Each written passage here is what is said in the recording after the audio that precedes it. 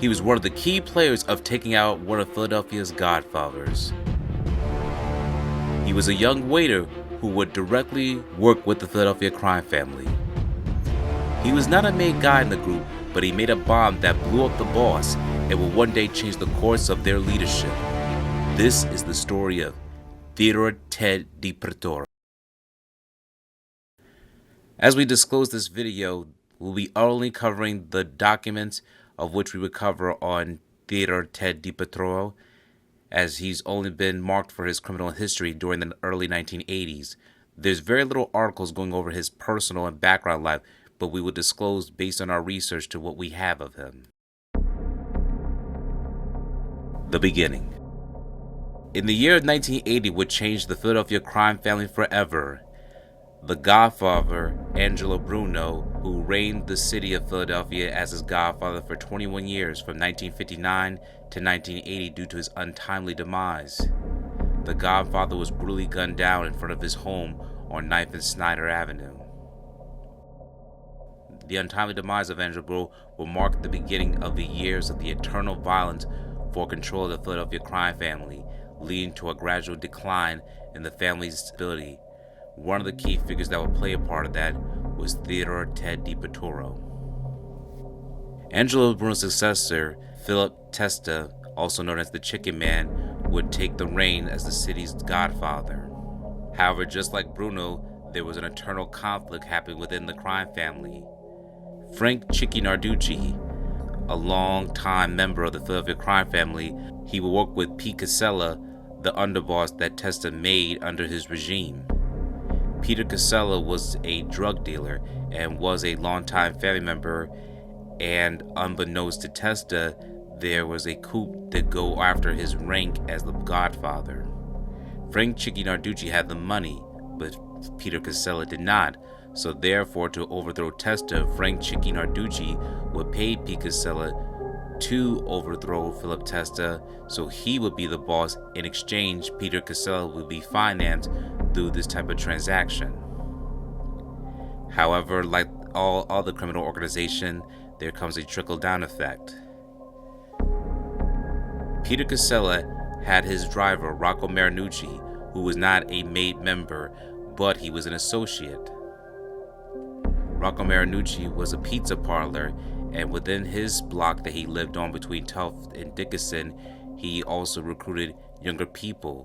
One of these young people that he recruited to do any violent activities would be Theodore DiPretoro.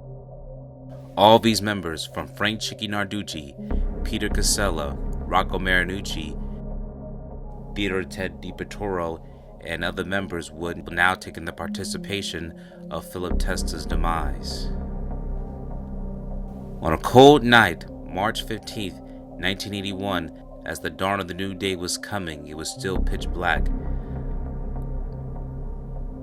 Mob boss Philip Testa had just come back from his restaurant, Virgilio's, and was willing to step into his house. As soon as he stepped forward to the porch, unbeknownst to him, he left his car double parked. Behind that vehicle was also a black Volkswagen filled with many members of his own entourage. The reports state that Rocco Marinucci, Peter Casella, and Theodore DiPretoro were involved in that vehicle. DiPretoro created a bomb underneath Testa's porch. Rocco Marinucci is reported to be the one that would detonate it. As soon as Testa reached his hand for the doorknob,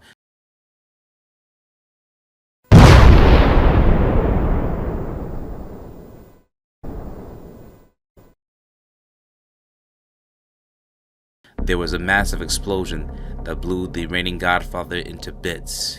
He was mortally wounded.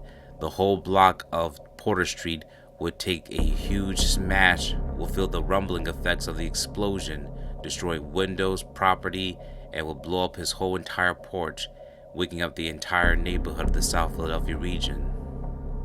Testa will succumb to his injuries, and this will mark another loss of the city of Philadelphia, losing two Godfathers in less than a year. It's unprecedented and untimely. As the rumors and media started circulating around, so were the family members that were a part of the entourage.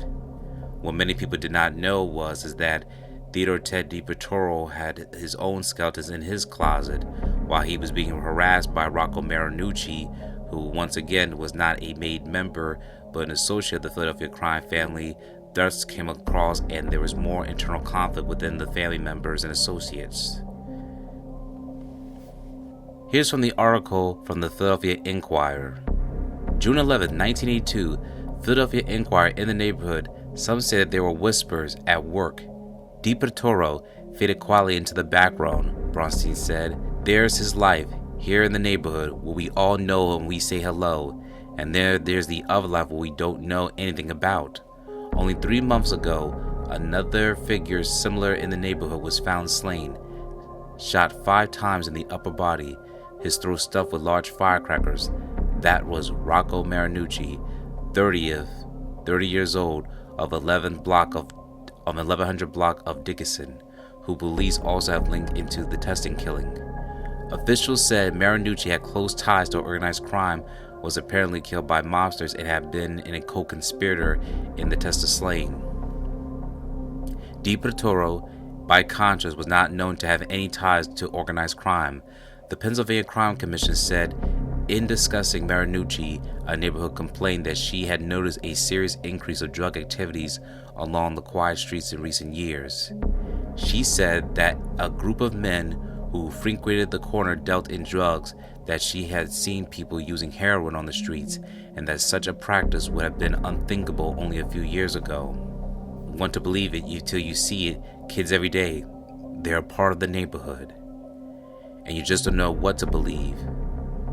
Ted Joseph DiPretoro, 21 years old, was arrested yesterday and charged with the murder in the March 15, 1981 bomb killing of reputed mob boss Philip C. Testa. Teddy, as he is known in the neighborhood, grew up on 2 blocks row house with green awning in the heart of Philadelphia's Italian neighborhood. A geranium blossoms on the porch. The house is next door to a barbershop and 2 doors from Bertolino's pharmacy at 12th and Dickinson, where DiPretoro had a job as a teenager. DiPretoro worked behind the counter, a tall, slim, dark kid politely waiting on customers. Besides Teddy, the DiPretoro household included his mother Diane, a divorcee who has worked for years at City Hall, 2 brothers, and a grandmother, neighbors said. Teddy was polite and spoke to neighbors, but kept more to himself by Sarah Schreider, Michael D. Schaefer, and Tom Infield, Inquirer staff, wheeler in the elbow, pumping world of 12th and Dickinson's, where ladies peeked through lace curtains at the street. Outside, men gather in the knots on the corner to chat. Everybody knows when a kid has fallen in with a tough crowd. The word was out on Teddy, neighbors said yesterday. He was running with the bad ones. It was on the grapevine. It was whispered over coffee. It's like he lives a double life, explained a close neighbor who asked not to be identified. There's his life here in the neighborhood, where we all know him and we all say hello. And there's the other life where we don't know anything about him. And there's life that we don't know anything about. You always have a rumor going around these younger guys that get off into trouble, she continued. I don't think there's a lot of surprised people today. But you don't know, as quiet and well-spoken, he just came in and did his job, Bronstein said. He said DiPretoro was sent to bookbinders by Local 301 of the Waiters and Waitresses Union in response to a request for a busboy. Being quiet and soft-spoken apparently is a trait in the DiPretoro family, neighbors said. They're quiet people. They don't bother nobody, one said. Some people, they bother you, and you say, well, I'm not surprised. By this family wasn't like that. Waiter charged in Testa slaying the other boys, a neighbor said. Each day he went to the old original bookbinders, 2nd and Walnut Street, where he worked for years, first as a busboy and then as a waiter, according to Jack Bronstein, vice president of the restaurant. He was just so quiet, Bronstein added. He never raised his voice. He will always do you favors. Bronstein said that DiPretoro had not been at work since Friday, and no one there knew why. He was always described by coworkers as very bright.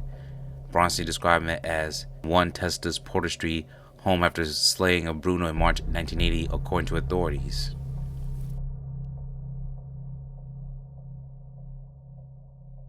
Thank you for watching this video. Please subscribe to our channel and check out more of our content. Feel free to give your feedback and suggestions on what we should do next in the comments. This is Infinite Lee Productions. We love ya!